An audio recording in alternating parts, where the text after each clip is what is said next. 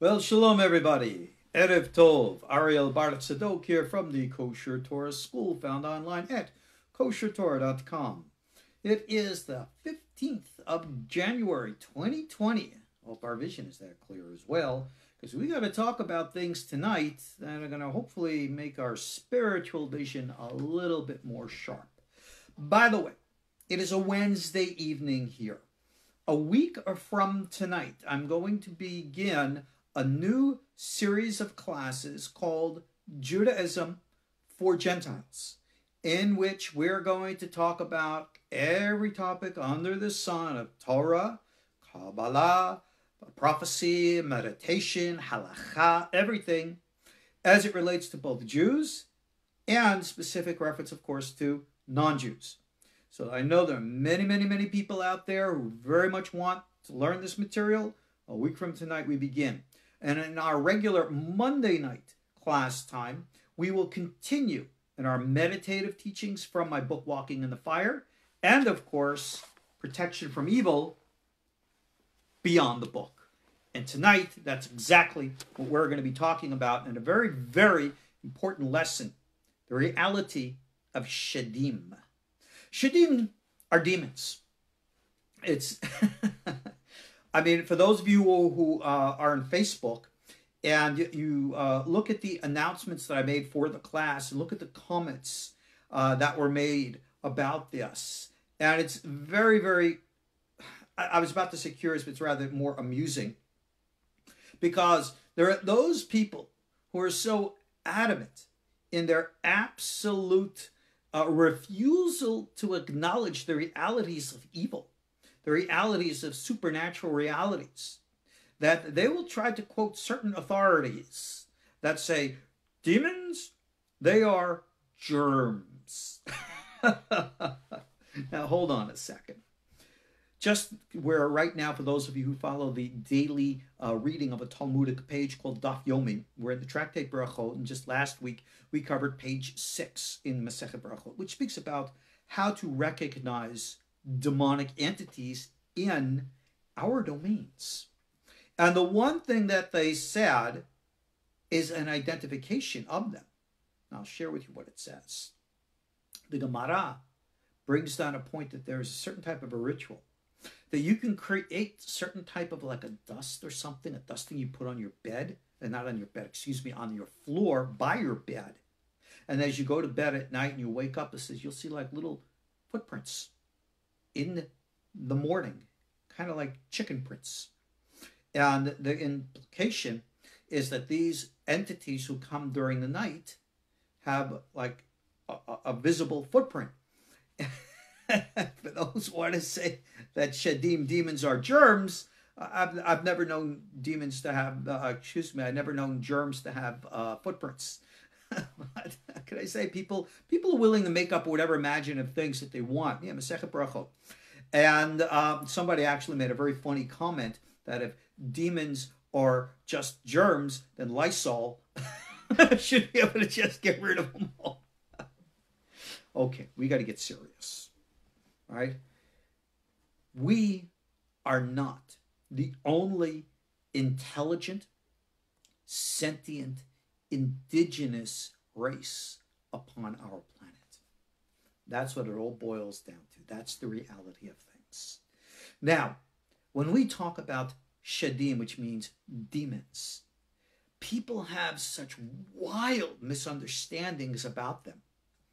And these things, these wild misunderstandings come because, you know what, this is the big problem. I discussed this in our introduction to our Judaism for Gentiles class, about people coming to read things outside of their original contexts. Please understand this. A lot of the understanding that we have today in other religions, specifically Christianity, as you know, Christianity believes like this: God's in heaven. There's this other entity called Satan who's in hell, and he had a war with God, and God kicked him out of heaven, threw him down to hell, and 1/3 of all the angels fell and went down to hell with him, and that those fallen angels, those are the demons.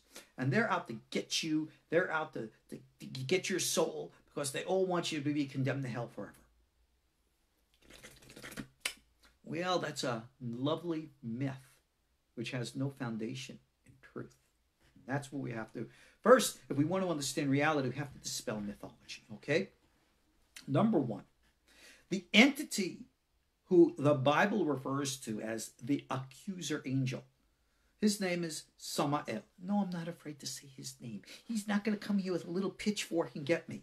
Again, we're here to dispel mythologies. This angel exists, and he is one of the servants of God. He serves God just like Michael and Gabriel and Ariel and Raphael, and his job is to be a watcher, an accuser. He is the prosecutor of our souls, and that's his job. He's not in opposition to God. He does not reign in hell. He doesn't have demons at his disposal to get you. This is all the mythology. This mythology developed because many of our Jewish embellished teachings called midrash, which is stories, were translated out of the original Hebrew and Aramaic into Greek, came into the hands of non-Jewish people who, rather than turn to rabbis to ask what these things mean, instead interpreted these things literally for themselves and spiraled completely out of control. This is the danger when Torah literature is translated into any language. Doesn't matter what language it is, Greek, Latin, or any of the modern languages, and is not addressed by rabbis to help those reading it in these translations to understand what it really means. That's why we're going to have our new Wednesday night class, Judaism for Gentiles. And you know what? This topic of Satan and all the rest, probably that'll be one of the lessons, because it's very, very important that we dispel mythologies and get what's real. Now, let's get real. We are not the only indigenous race on this earth. There were other races that existed on our earth prior to us. Now, when we talk about other races, where are they? Well, we have to understand that nature of what we understand as reality is not so, if you will, black and white as we think. There are other, what we call dimensions, which exist parallel to ours right now. My consciousness is in this physical body, which is associated with this physical reality in this time, at this, in this place. But there are other realities right here, right now. And there are other elements of mind and your consciousness which exists in them simultaneous to this. We block out most of that. We block out most of that and repress it out into a domain which we call the unconscious. Well, just because we're not aware of what's going on over there doesn't mean what's going on over there is not aware of what's going on over here. We turn the blind eye to what's going on over there, but they don't turn a blind eye to what's going on over here. Those of us who cultivate an expanded consciousness, the whole prophetic Kabbalistic teachings, which is what our KosherTorah School is all about. It's all about expanding your mind, expanding consciousness. We cultivate a reality of the awareness of these things, these other races. We know them, not because it's written in a book, but because we interact with them on a real and regular basis. Continuing to dispel mythologies. These other entities, they are real. They're conscious and they are sentient. You will find amongst other species is the correct word to use here. You have entire races of entities who are sentient, intelligent, and have free will. They choose whatever, but they are not our forms of life. They're energetic forms of life. The famous Midrash teaches that there's not even a single blade of grass that does not have its angel over it, that doesn't smack it, as it says, and make it grow.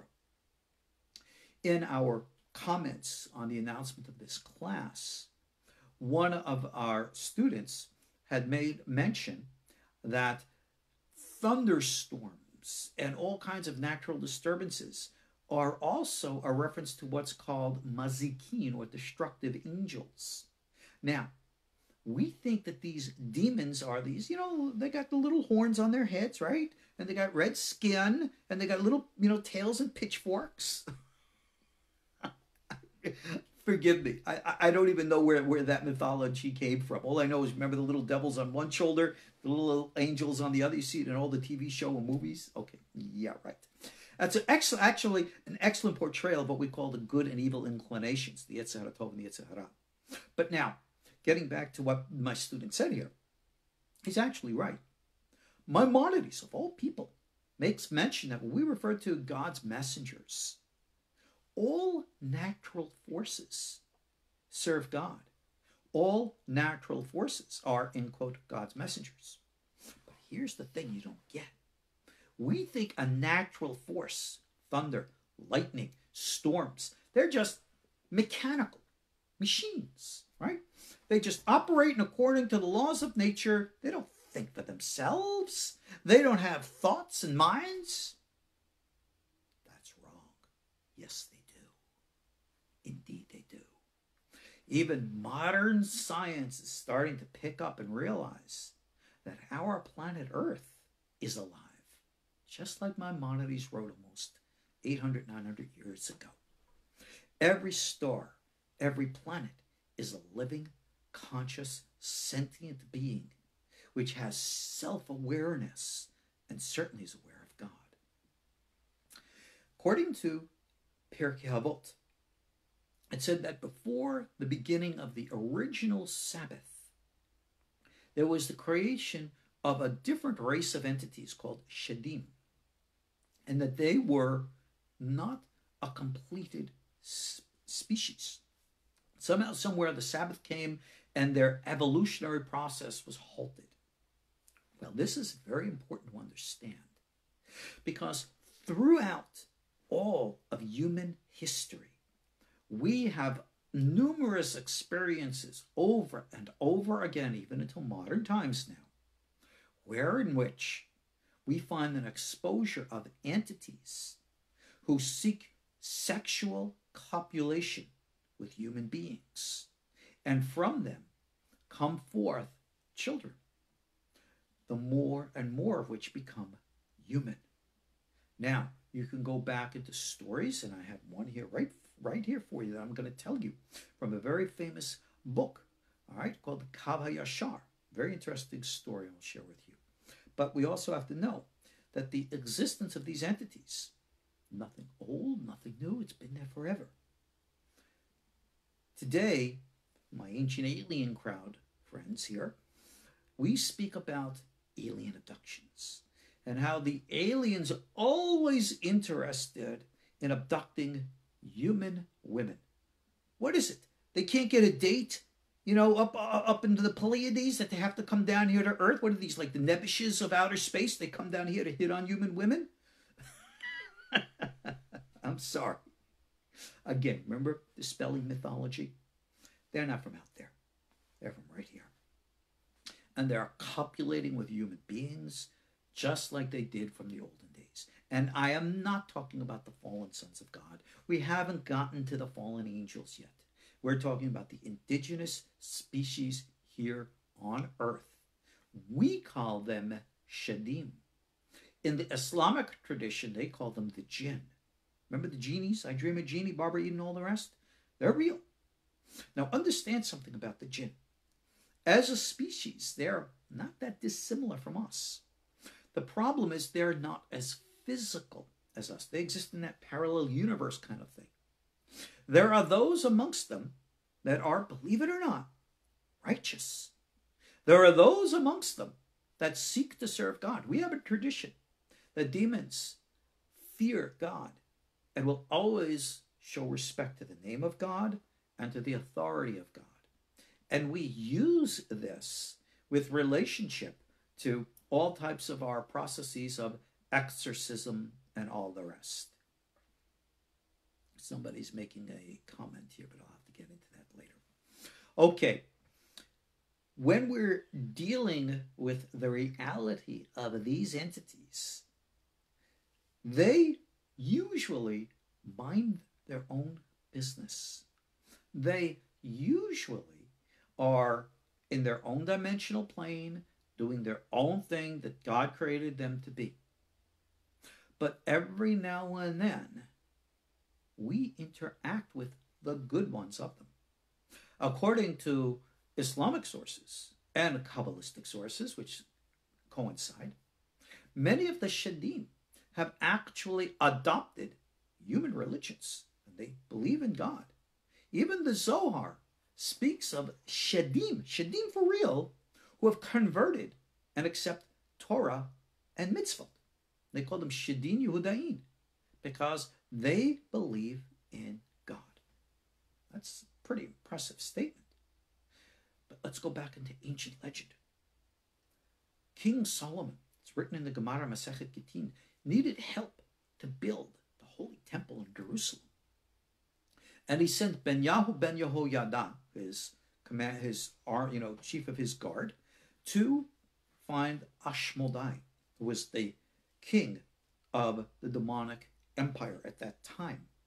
And from him got not only what we call the shamir, the secret of the breaking of the stones without using knives and stuff like that, but also it says we brought a collection of these shedim that helped build the underlying structure of the holy temple underneath the Temple Mount, and that no human being is allowed to know what that is or where that is. But yet, God allowed these shedim who did believe in his Torah mitzvot to participate in this. Now, according to our teachings in Avot the Rabbi Natan, it says about the shedim that in ways they're like angels, and yet in ways they're like human beings.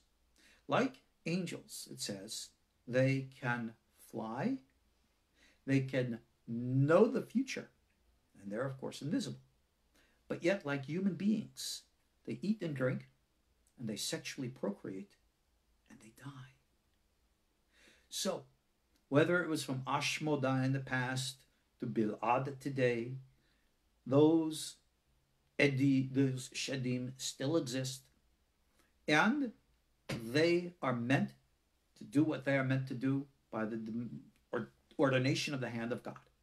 Remember this, Isaiah 45, chapter 45, verse 7. God and God alone is the author of good and evil, light and dark. There is no war out there. There is no hell out there ruled by a devil or anything of the kind. And when the Christians want to come and read about, the morning star, and they refer to that as Lucifer or the fallen angel, this is all extrapolations of our Torah, which is just not correct. And that's as simple as that. Isaiah never speaks about a devil or anything of the kind. This is myth. So don't go around worrying about Satan. But I will tell you this, that angel Samakel, he's real.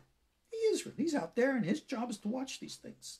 And there is Kabbalistic sources that state that Samakel himself says, I look at all those who try to worship me and do Satanism, and those are the first ones I accuse before God, and I ask God for the heaviest of all punishment, simply because they're the ones who give me as an angel a bad name, and I will accuse them greater than anyone else. So, somebody's asking, is Lucifer related to the planet Venus? No. The angel Samakel is related to the planet Mars, but we're not going to get into all that right now. Again, let's stay out of mythology and stay real here, please. So, this is very important for us to understand, because Satanism today is very, very much, right? You had that moron Anton LaVey. Right? What an idiot. Did you ever read the I've actually read the Satanic Bible, right? And I said, what kind of idiot writes this kind of stuff? All it is trying to, I'm going to be blunt. This is probably some virgin guy who couldn't find himself a date, couldn't find himself a girlfriend. So he came up with this weirdo, crazy stuff, knowing that he'd be able to attract women, and came up with this garbage. That's probably the only way he found himself a girlfriend. And I'm being very blunt because that's usually what it is. Now, unlike Aleister Crowley, remember him in the Golden Dawn? This was a man who was a clear paranoid schizophrenic, who allowed his psychotic imagination to run wild, and he ran off with crazy, crazy stuff. Don't discount the power of such mental psychoses, because you had the likes of even Jack Parsons. Remember him, Jet Propulsion Laboratories? He was another loony guy.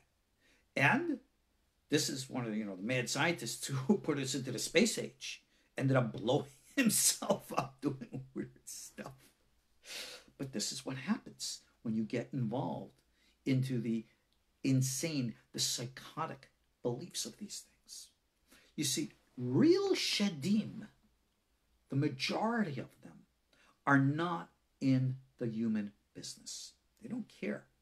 They're down there doing their business, right? And even though Ashmedai has passed, Bilad is the present emperor, he keeps a very rigid control over his, but he has a criminal element amongst him, just like we humans do. And that's a big problem, because these entities are not fully physical. As such, their food, remember it says that they eat and drink? They imbibe energy, human energy, which is generated through the energetic fields through our sexuality. When you have sex, right? You get all passionate and hot. That's energy. It like radiates energy. Anybody knows energy knows this. And any and every time that you radiate a sexual field, you are essentially advertising yourself as food. And unless sexuality is done in holiness, you are opening yourself up to the criminal element of the Shedim, who will look at you as food, meat to eat. And that is why it says in the Gemara, Tractate Brachot, that these entities will come to you, and you will experience them many a time as feeling a pressure on your chest as you sleep. Sometimes you can experience them in sleep paralysis. Something, will you ever see the little chicken prints by your foot, by your bedside at night? Possibly. Most people can experience them in dreams at night. Many people, when we have what's called wet dreams, erotic dreams, sexual dreams, this is many times these entities which are feeding off your spiritual energy. For those individuals who have had an active, promiscuous past, it is almost impossible to remove the psychic tap that comes from these things. Even if someone repents, becomes fully observant of Torah and mitzvot, even if you're a Gentile, you become fully righteous, you can become a celibate, whatever. Those psychic taps are not easily broken. And they can last literally from one lifetime to the next, from Gilgul to Gilgul. There are certain psychic energy taps which are sexually transmitted that, according to the Zohar Parshat Mishpatim, can never be broken, ever. And I've tried over many years, and I've failed in every attempt. So I don't want to accept what the Zohar says, but experience is forcing me because I can't do it. Okay, somebody's asking me about Yaakov's physical struggle with regards to the angel. Well, I didn't say these entities can't become physical. They do often. Here, I'm going to introduce you to a story. This is available at Sefaria.org. It's in the book Kav HaYashar, which is available in English, chapter 69. All right, I got the printout right here. Go online, look up this story. This is a famous story that's a story. This is really spooky. I'm not going to read it because it's just too long. I'm just going to sum it up for you. It's told in the days of Rabbi Yoel Baal Shem, who was one of the masters of the old school before Rabbi Yisrael became the Baal Shem Tov. There was this certain town. It says the names of the town here. You could go look up the details in the original story. There was this house in this certain town, And it had a basement which was blocked off. Anybody who went down to that basement died. So people wonder what the hell's going on down there. New owners came to the house. They wanted to know. They brought it to the rabbi, and it was some Shedim, some entities who said, "We own this house, and no human has the right to live here. Anybody comes here, we're going to kick them. We're going to kill them." The rabbis used the power of the holy names of God, which these entities respect, and says, "I call you to come to me." And they said, "We demand." The Shedim said that they demanded a bet din. They wanted to take human beings to bet din court to challenge and to officiate their right to the ownership of this house. And he said, that's pretty spooky. What's the story behind it? The story goes like this, that the original owner of the house had a demon as a wife, and that he copulated with her and bore children. And he had human children too, but they all died off. So the demonic children claimed his inheritance, and they said, "This is our house, and we have legal right, of pi halacha, to own this house and to kick out anybody." The rabbi overrided them, says, "You're Shedim, you're not human beings, you don't have right to this," etc., and so on, and ruled against them and demanded that they leave, and they did, because they respected the holy names. But is this just make-believe? This is pretty intense for bacteria, you might admit, all right? It takes a lot of Lysol. But you got to understand, this is something that happened in the last few hundred years. You can go even to modern rabbis, great holy rabbis like the Hafetz Haim, Rabbi Avraham Kook, right? They had experiences of their own with these entities. This is real. But these are still criminal elements. And therefore, in our Torah, our holy sages recognized and knew everything about this stuff. They were masters of understanding this and sought to completely direct our Torah observances to protect us energetically. So, to this very day, we are taught relationships between men and women have to be ruled by very specific rules. Number one, as you know, no physical contact between men and women who are not family members. All right? Even to the point, many are strict about shaking hands. I agree with that. All right? If a woman extends her hand to me, I'm not going to embarrass her. I'll shake it back. But a woman should never extend her hand to a man. And a man should never extend his hand to a woman. And the hugs and the kisses, it's so common in Europe, very, very bad. Because anytime you have physical contact with anyone else, however small, there's an energetic field that unless you know how to defend and protect yourself, it's like clingy, sticky chewing gum that sticks to you no matter what. That's the law of attraction, the law of energy. And anyone who is psychic knows and understands this. We are very meticulous with this. So much so that even to be alone with a member of the opposite sex, very bad. Sexual attraction is normal, but our rabbis tell, mind your thoughts. Your thoughts are things. So, when we're on the internet and we're looking at the pictures of this guy and this girl, all right, you can acknowledge that someone is an attractive individual. That's normal. But when you're saying, oh man, that person's hot, and inside your mind and you're not willing to acknowledge it, all right, you got the hots for them, right? That is like energy. It's like a telephone call being made out to these energy entities that are going to come right into you. I have warned people over and over again. You can do all your righteous stuff. You can read all your Psalms and do all your commandments and do all this stuff. But if you got that back door in your psyche that's open, they're going to come into you. And you're going to feel it in your dreams. You're going to feel it in your experiences. So therefore, to make the necessary havdalah, you have to be meticulous with this. This is why, for example, even though it is not absolute today, married women should cover their hair. No, it's not obligatory. You can go see what's his name, Rabbi Angel's video on that. I have a link to it on Kosher Torah. But that's halacha. We're talking now something energetic. Modesty, tzniut. Men, women, both. If you are promoting yourself to be attractive, you are attracting to yourself a heck of a lot more than human attention. And I know many people sit there, well, I just want to look good. Look good all you want. But you're going to attract attention, including attention you don't want. And you're not going to escape it no matter what. Oh, does that mean I have to wear a veil and a burqa? No. There's a happy medium there. And when you're honest inside yourself, you know exactly what I mean. Now, those are the Shedim. Those are the jinn. And I have seen in Islamic materials, which I have read, the jinn are very, very active in the Islamic community. And people know to fear them. In our Jewish community, we have had many, many experiences with them.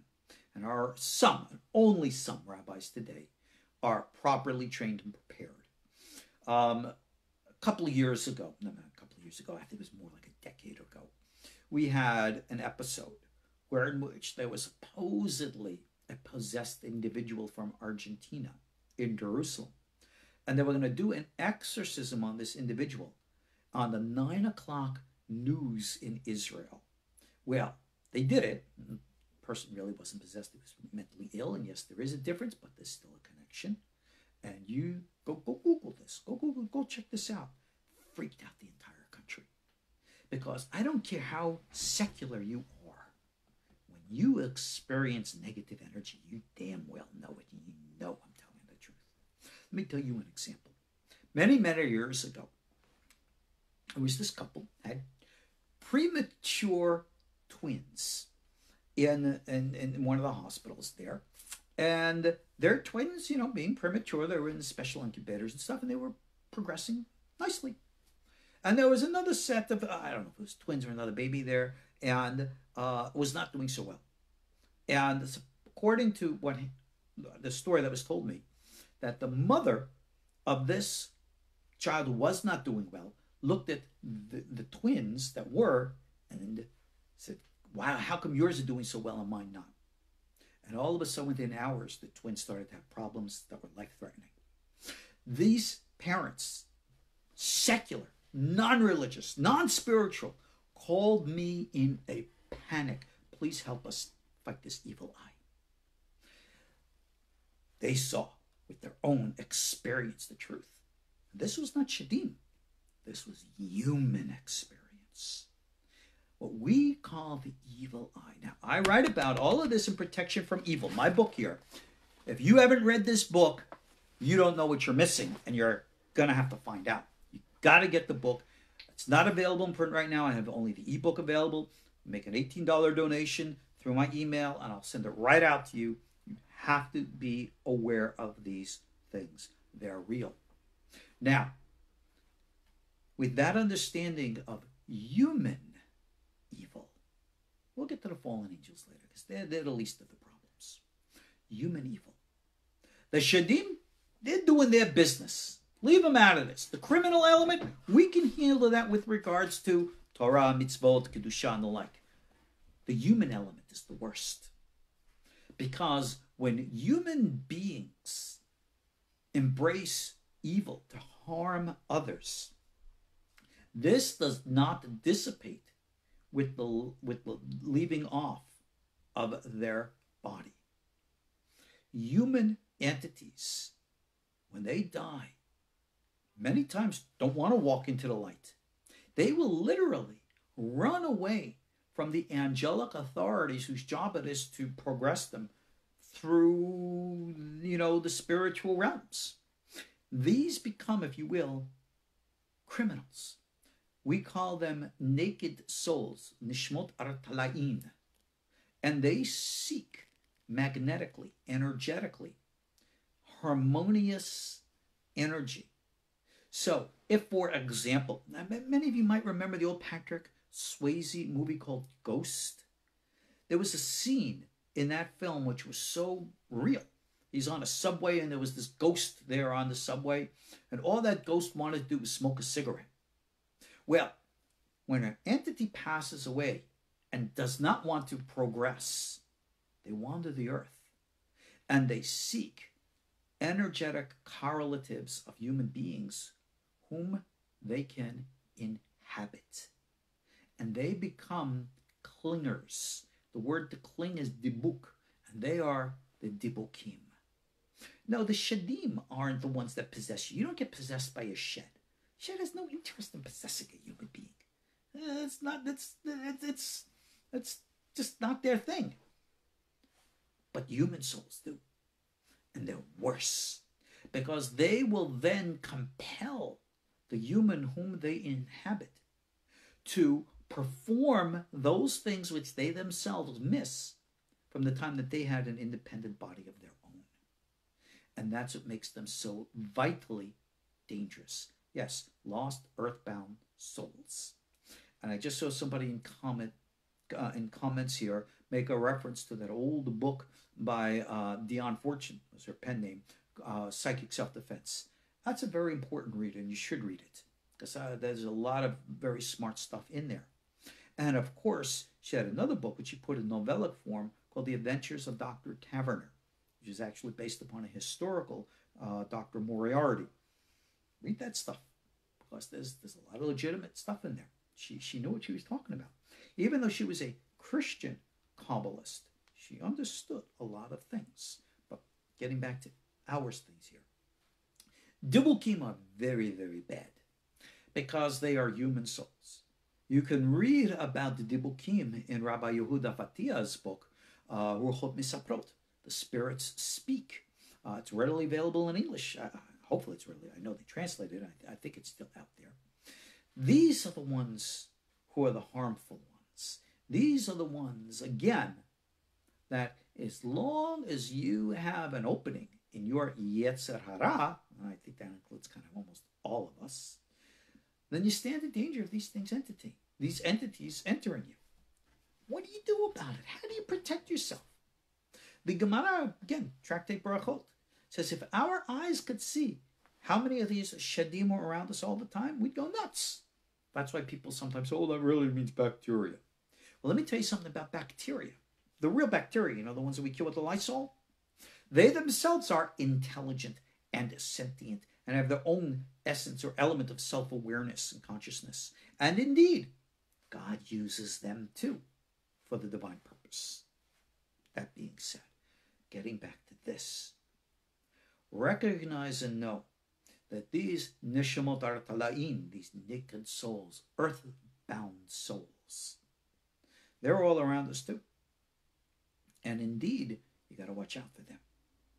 So, the way that we do this is, again, protecting ourselves by creating a psychic umbrella. I teach the meditative teachings about this. And, of course, in our rituals, they also perform this course. However, that's not enough. My whole book, Protection from Evil, is to teach you how to create a strong soul, so as to bar these things from, as I said, symbolically entering through that back door in your mind. So, you know, I wanted to read something to you here from chapter 19 of the book. You can see it there. It's on page 271, called Ritual Spiritual Remedies, or Segulot. And I put in here specific prayers, recitation, proclamations that help cleanse the mind, and therefore your heart, and therefore help you to exactly focus where you need to focus to do the right thing. So we have to first dispel the mythologies. You have, you know, what was it, on Fox TV now? They had that TV show, Lucifer or something like that. I've seen, they have all these supernatural shows on. I mean, when I grew up in my day, the worst supernatural show we had was Bewitched, or I Dream a Genie. Today they got this weird, sick stuff out there. I mean, this is really bad stuff that people are exposed to. We have to recognize how to deal with this. And that, simply, is you got to call upon God. Just came to mind, I'll share with you something. When I did my original research about understanding aliens and extraterrestrials in light of Torah for my original 1993 book that I wrote as part of my Pano Derech journal, I read in one of the UFO magazines a curious article entitled "How to Stop an Evil Alien Abduction." How to stop an alien abduction. Okay? How do you stop it? If the aliens are coming down here and they want to take you for sexual experiments, how do you stop them? You know something? I'm not the big smart guy here. When they come down, don't they like beam down into your room? They got ray guns like the Klingons, right, and all that stuff. Isn't that what it's like in Star Trek? No, it's not. Because according to this article, it says that the way you stop a negative close encounter is by calling upon God and reading Psalms. And when I said I had one of those hump moments, I go, if they are repelled by holiness, that is identifying who they are. Those are invading the Shedim. Why? Because remember, the Shedim are the ones who do honor and respect the name of God. The human earthbound souls are the ones that don't. And this is why you must be prepared. This is the prayer that I wrote. And you get my book, it's on page 275. All right? This is something that everybody should be saying. These should be our sentiments. I acknowledge there's only one true God, creator of all existence. The one true God alone is the creator and source of all power. There is no power greater than he, and ultimately no power other than he. God is the creator alone, is the source of all things good and evil. I acknowledge the existence of good and evil, and pledge myself to the servants of good and to the fight the forces of evil. I acknowledge that this is my role in the divine drama, regardless of how much of it I understand. I do not need to understand everything. I just need to always do that which is right. I acknowledge that I have nothing to fear from any force, spiritual or physical. No angel, spirit, soul, or demon can ever approach me or harm me without the explicit consent of the one true God. The one true God alone is the one to whom I pray. I do not approach him in the name of any other. I do not approach him in any form other than how he himself has ordained. I acknowledge myself as being created in the image of the divine form. I have a natural connection to the divine because it is within me. I acknowledge my human limitations and acknowledge that only the one true God can do for me that which I cannot do for myself. I denounce any and all spiritual teachings or beliefs that deny any of this. That is the type of prayer and acknowledgement that we need so that we can focus and maintain proper energetic balance. Okay. Shedim are real, and the criminal element among them are out to get us. The human earthbound souls are real, and they're always seeking those through whom they can act. Many of you might remember from the old days an old comedian named Flip Wilson. He used to have a line in his comedic skits of, "Oh, the devil made me do it." We don't know just how true that is. I have heard in counseling, and I've been a pastoral counselor for 30 years, and I have heard, oh my gosh, the things I have heard from people. And when I've heard some of the real crazy, weird stuff that people have done, perverted things, weird things, and they say, I don't know what came over me to do this. Violent things, perverted things, sexual stuff.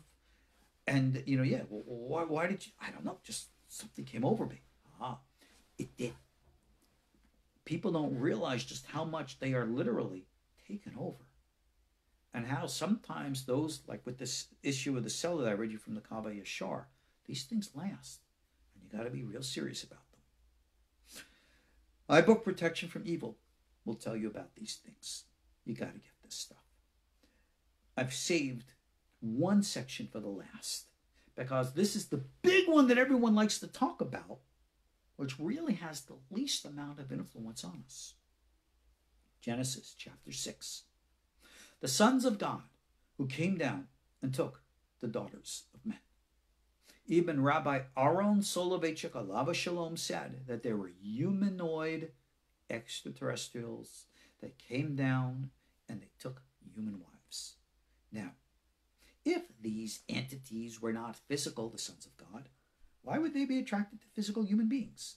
All right, it just doesn't work like that. When these entities seek sexual encounter with human beings, they always project into the mind the image of sexual copulation. That's why it usually happens in dreams or visions. So when we have sexual fantasies, you are literally making a telephone call out there to some entity to respond to you, whether you like it or not.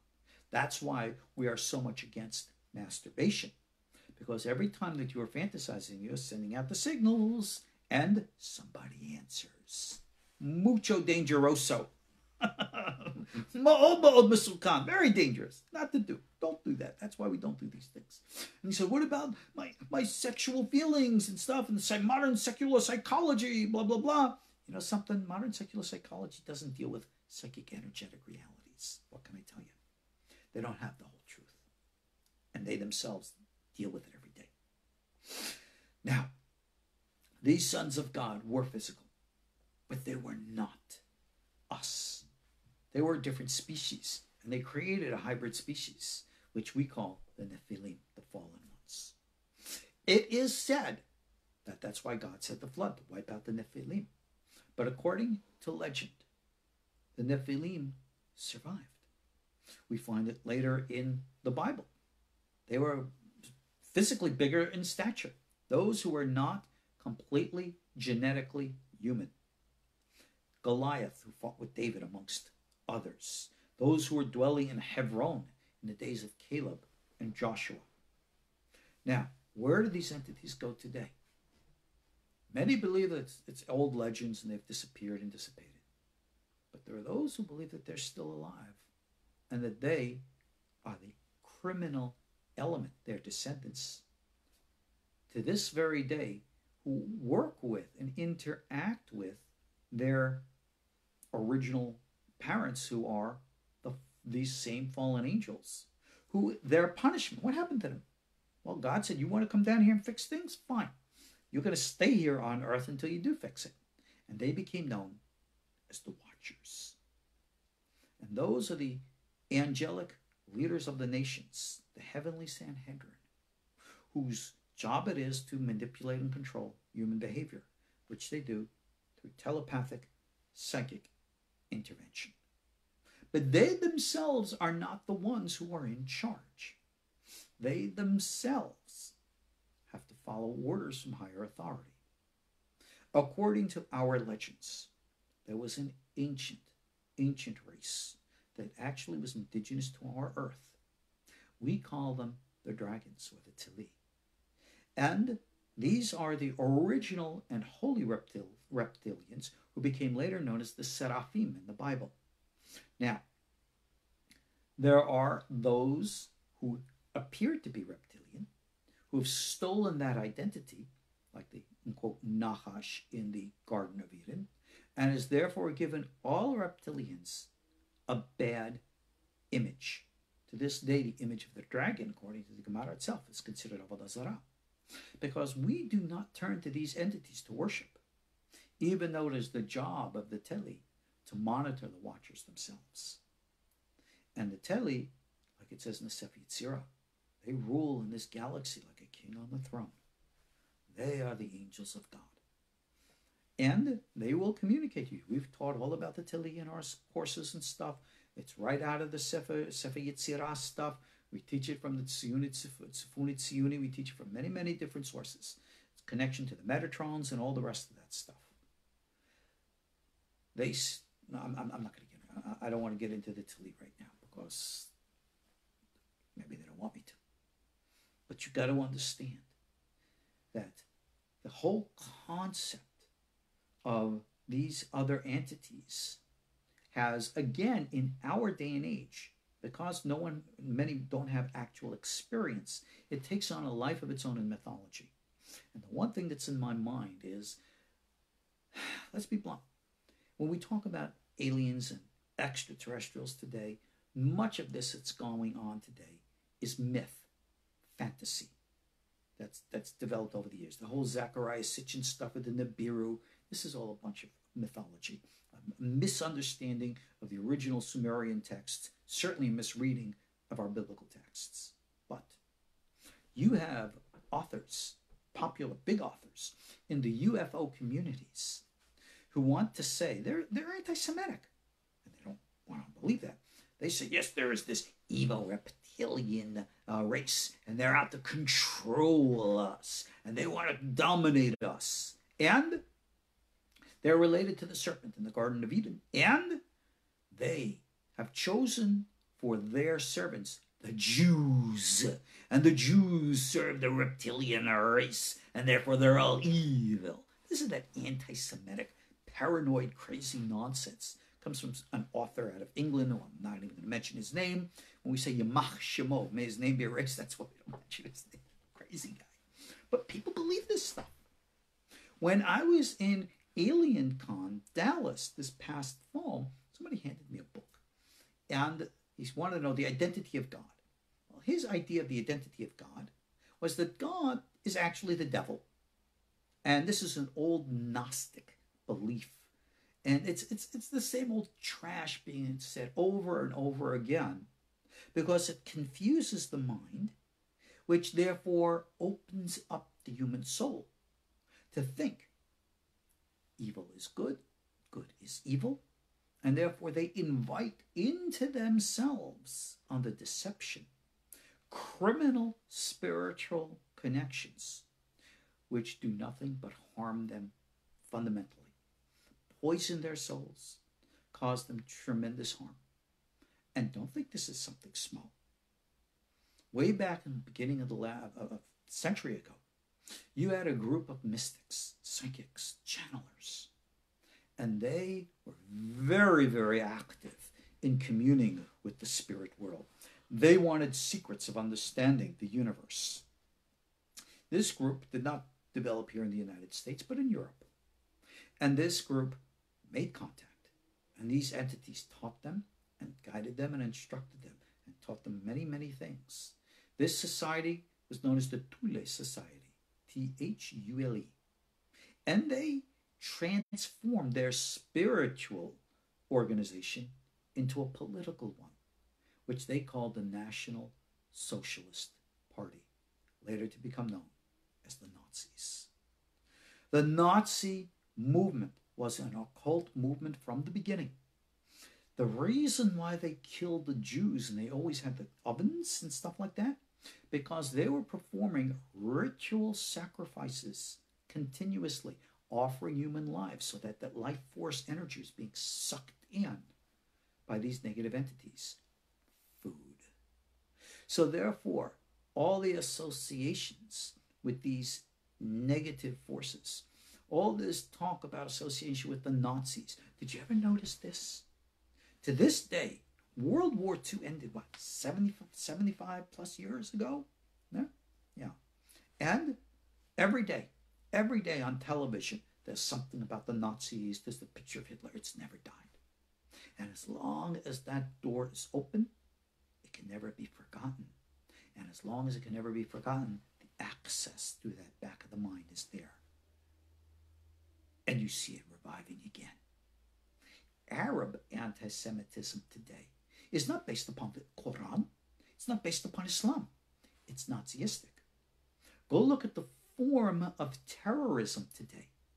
It was developed post-World War II by Nazis who sought to undermine, the recreation, the restructure after World War II. That's the history. That's how Yasser Arafat learned it. That's where it all comes from. You're dealing with very, very evil forces.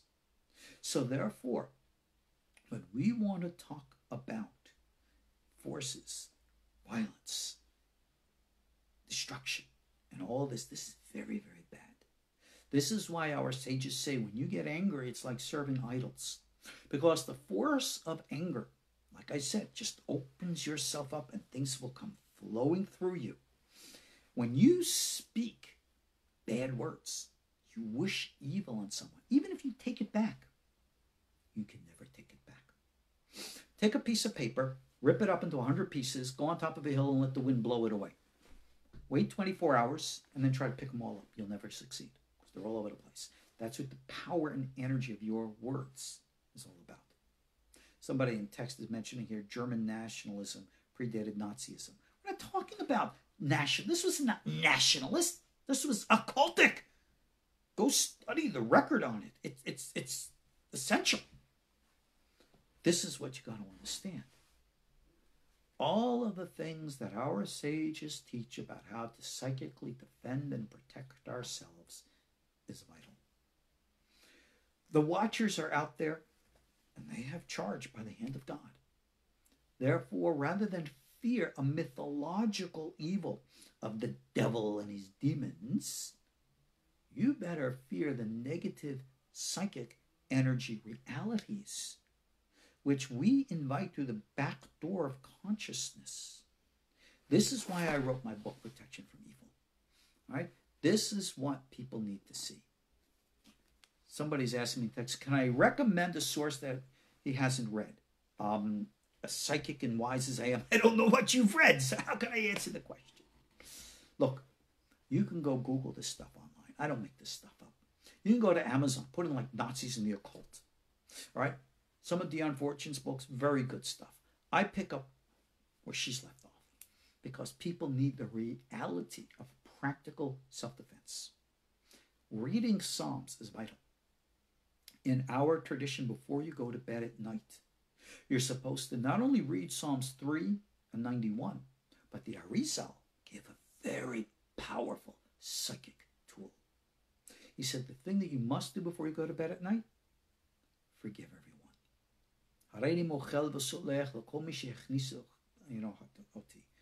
Behold, Master of the universe, I forgive everybody. Meaning, not that I give everybody a kissy, kissy, huggy, huggy.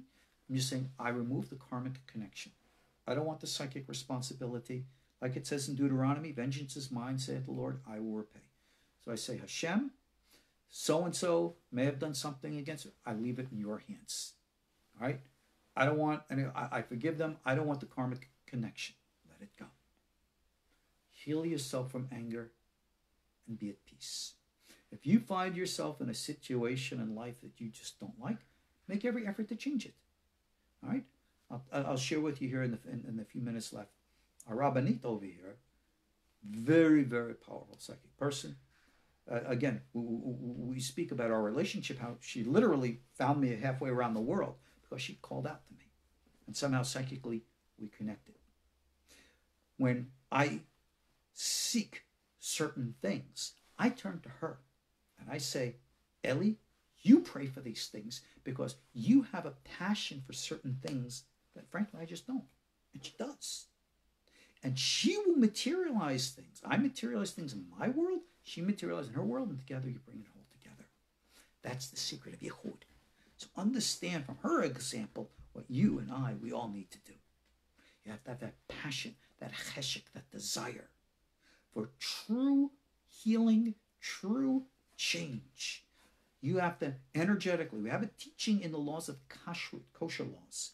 If you ever want to kosher something that's made unkosher, the law states, ke bala'o, kach polto. As something is made unkosher, so it's made kosher. By the power of heat, the unclean comes in. By the power of the heat, the unclean is pushed out. You have to have equal and opposite passion. So that is why we say a Baal Teshuvah. What's the word Baal mean? A master of Teshuvah. Return. Rises to a level that the perfectly righteous can never go. Because once you've fallen, you got to go twice as high to get high. And that's what each of us need to do. Please understand, demons are real. They're not some stupid bacteria. They're all out there. The good ones, don't worry about them. They're doing their job. The watchers, don't worry about them. They're doing their job. Worry about the psychic criminal element. Those entities which look at us as food and will do everything to manipulate our minds, twist and turn our emotions, trying to isolate us from friends and family and everything else, so they can put a straw into the back of your psyche and suck out your life force. So when you're waking up in the morning and you're feeling drained, when you can't have successful relationships, you find weird stuff going on with your health, those are telltale signs of psychic attack. You better call a rabbi. You better call a Kabbalist who knows what to do about these things. Alrighty, kind of ran out of time. There's so much more to talk about. Please, please, please, I cannot emphasize, for your own safety, get my book, $18 donation. That's all you need. You want to understand more about Kedusha and holiness? Take our courses. They're all available for you online. Join us live in our Facebook classes. You will see here, our KosherTorah School, I'm not interested in just teaching you blah, blah, blah, blah, blah, like, all my other rabbinic peers. I want to give you practices that very bluntly are going to protect you. That, to me, is what it's all about. Alrighty, guys. That's it. That's what we needed to say tonight. As I said, we're out of time. There's so much more to say, but I guess maybe we'll do that another time. Come Monday night, we'll have another class in a meditative topic. This time, next week, Judaism for Gentiles. Please, if you have any questions or inquiries about that, send me an email, Ariel Tzadok, my name, @gmail.com. God be willing, we'll pick it up from there. Guys, your spiritual safety is in your hands. I'll provide for you all the tools, all the weapons that you need, but you're the one who has to employ them. Take that to heart, please. See you all next time. God bless.